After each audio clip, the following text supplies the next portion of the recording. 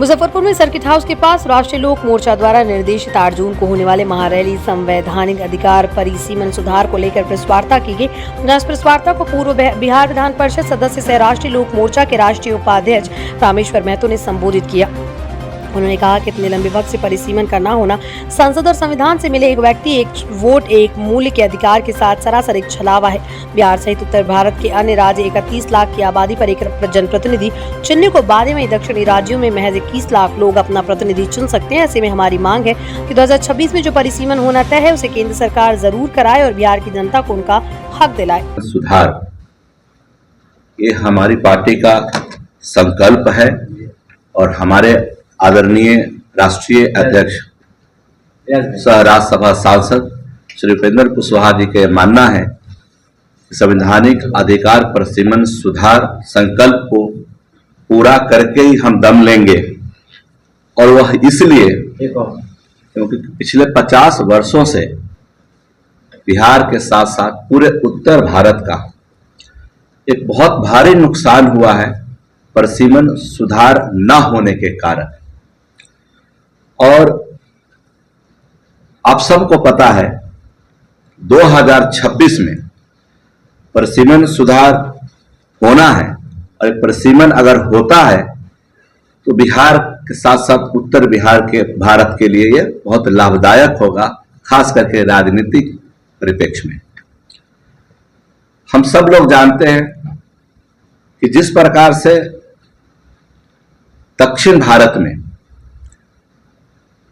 भारत के लोग नेता लोग पिछले लोकसभा चुनाव में अभी से ही हल्ला करना चालू कर दिए थे लोकसभा में कि परिसीमन ना हो।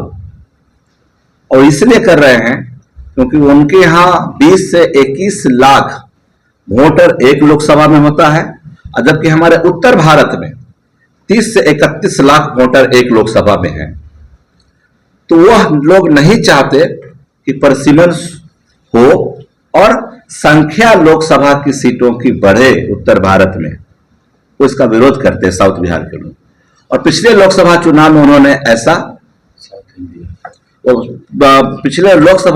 में उन्होंने साउथ इंडिया के दक्षिण भारत के नेताओं ने इसका विरोध की बात शुरू की। हमारे आदरणीय नेता श्री उपेंद्र कुशवाहा जी ने इस बात को गंभीरता से लिया और उन्होंने ये संकल्प लिया है कि परिसीमन सुधार करा के ही हम लोग दम लेंगे ताकि बिहार के साथ साथ उत्तर भारत का भला हो सके। साथियों, जैसा कि हम सब लोग जानते हैं कि भारतीय संविधान के अनुच्छेद 82 में देश के हर जनगणना के बाद परिसीमन का प्रावधान है, जिससे क्षेत्र में सीटों की संख्या बढ़ती है।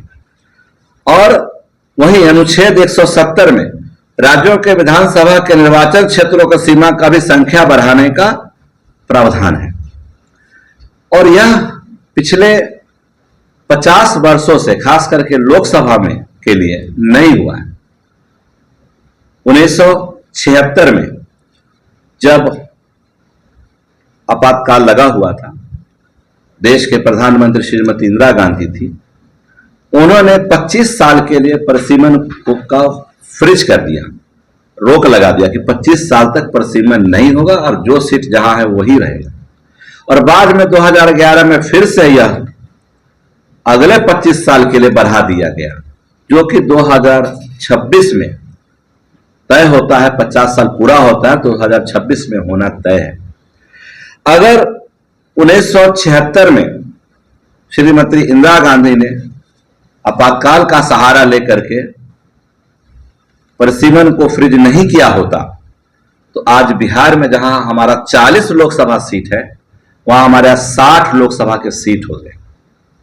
और आप सोचिए कि जहां दक्षिण भारत में एक लोकसभा सीट में 21 लाख वोटर हैं एक सांसद के लिए, हमारे बिहार में एक लोकसभा सीट पे 31 लाख वोटर है लोकसभा सांसद चुनने के लिए।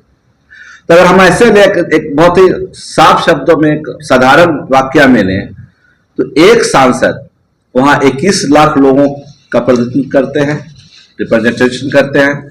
वहीं हमारे बिहार में 31 लाख लोगों के लिए एक सांसद। और आप लोग जानते हैं कि सांसद निधि फंड भी होता है, तो 5 करोड़ मिलता है सभी सांसदों को अपने क्षेत्र में खर्चा करने के लिए, विकास कार्यों के लिए।